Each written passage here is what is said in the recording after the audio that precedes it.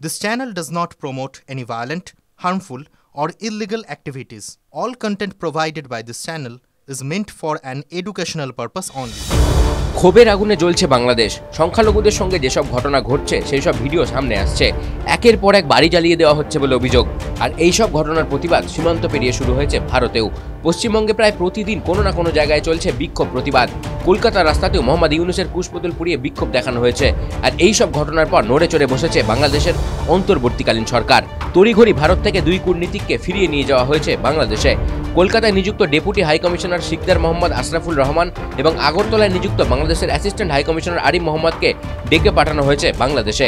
খবর অনুযায়ী বৃহস্পতিবারই বাংলাদেশে ফিরে গিয়েছেন আশরাফুল রহমান, আর আগামী শনিবার ফেরার কথা রয়েছে আরিফ মোহাম্মদের। আপাতত পরবর্তী নির্দেশ না আসা পর্যন্ত দুজনকে ঢাকা থেকেই কাজ করতে বলা হয়েছে, এমনটাই জানা যাচ্ছে সূত্র মারফত। গত মঙ্গলবার জরুরি ভিত্তিতে তাদের ফিরে যাওয়ার নির্দেশ দিয়েছিল বাংলাদেশের বিদেশ মন্ত্রক। বাংলাদেশের বিদেশ মন্ত্রক সূত্রে জানা গিয়েছে, ভারতের পরিবর্তিত পরিস্থিতি নিয়ে আলোচনা করা হবে বলে ওই দুই কূটনীতিককে ডেকে পাঠানো হয়েছে।